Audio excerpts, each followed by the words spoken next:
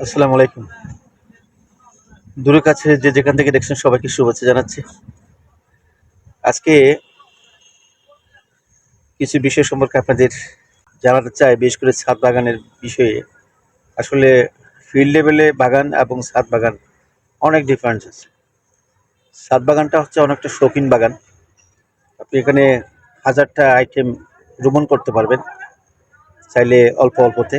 যেমন মনে করেন যে এই একটা এই একটা আমার জন্য জমি, এই কাঁচাটা। এখানে কি কি আছে দেখেন। এটা হচ্ছে কাঠো জাতের বরবটি, এটা হচ্ছে ধনেপাতা, তারপরে তারপরে এটা হচ্ছে ঘৃতকুমারী।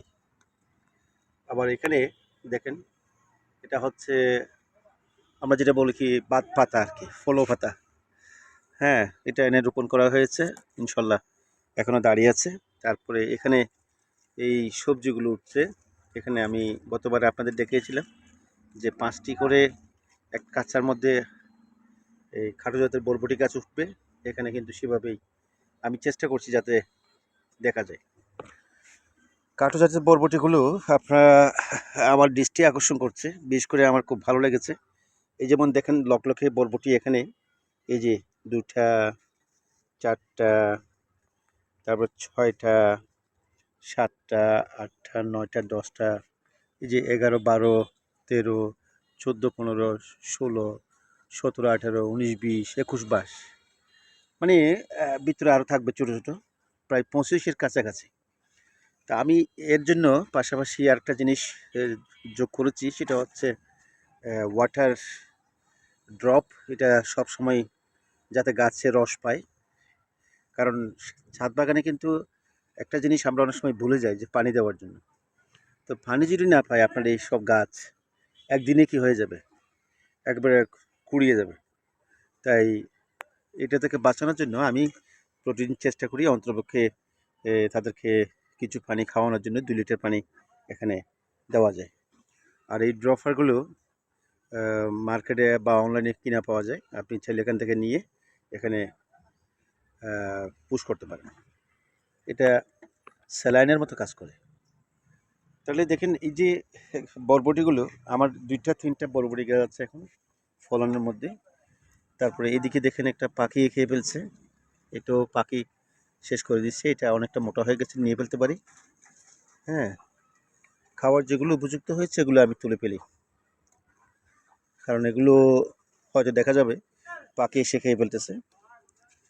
হ্যাঁ, এগুলো ঠিক আছে, এখান থেকে একটা নেওয়া যায়। এই এগুলো একটু, এগুলো ঠিক আছে, নেওয়া যায়, এগুলো নেওয়া যায়। তাহলে আমি একটা গাছে কিন্তু অনেকটা বরবটি পেলাম। পাশাপাশি এখানেও দেখেন, এদিকে 2টা। হ্যাঁ, তারপরে এখানে আছে, এখান থেকে একটা নেওয়া যায়, এটাও নেওয়া যায়।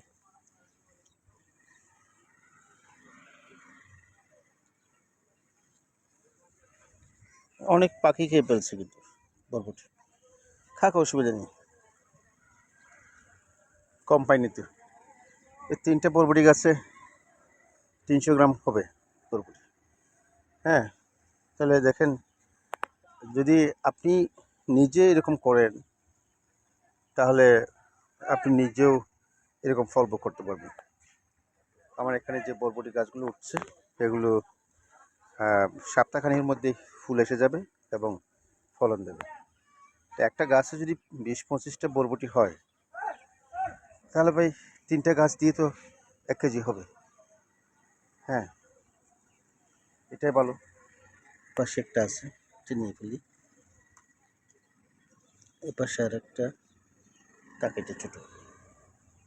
তাই আসুন আমরা যে যেখানে আছি যতটুকু পারি হালকা হালকা করে হলেও এই ছাদ বাগানের অল্প অল্প ফসল করার চেষ্টা করি। মাশাআল্লাহ, আপনি সার হিসেবে বেশিরভাগ কিন্তু আপনি জৈব সারটা ব্যবহার করুন। এদিকে লেবু গাছ, তারপর পুদিনা আছে, আহ, এই এটা হচ্ছে কিন্তু কেরালা শিম। এটা কেরালা শিম, মার্শাল্লাহ অনেকটা লম্বা হয়েছে। এটা একটা পরীক্ষামূলক দেখছি। এই কেরালা শিম এখানেও আছে। আবার এদিকে লাউ আছে, লাউ গাছও হচ্ছে। কেরালা শিম এখানে কিছুটা রোপণ করছিলাম এনে, এরা মরো মরো অবস্থা আর কি। এই সব কিছু মিলে মার্শাল্লাহ খুব ভালো। আর কষ্ট করলে কিন্তু আসলে ভালো কিছু হবে। এটা হচ্ছে কিন্তু ওই আমাদের দেশে যেটা ফোট্টা মরিচ বলে আর কি, জাল মরিচ। এটা মহিলারা খুব ভক্ত, এটা ওনারা খেতে পছন্দ করে, সেই হিসেবে আমি এটা রোপণ করছি। ভালো থাকুন, সুস্থ থাকুন। ছাদ বাগানে আপনার প্রিয় শখের জিনিসগুলো রোপণ করুন। এগুলো তো হচ্ছে সবজি, তা আগামী আইটেমে সবজি হবে না, সবজির চেয়ে আর একটু ভিন্ন কিছু হবে, ভালো কিছু হবে, দামি কিছু হবে, সে প্রত্যাশা করছি।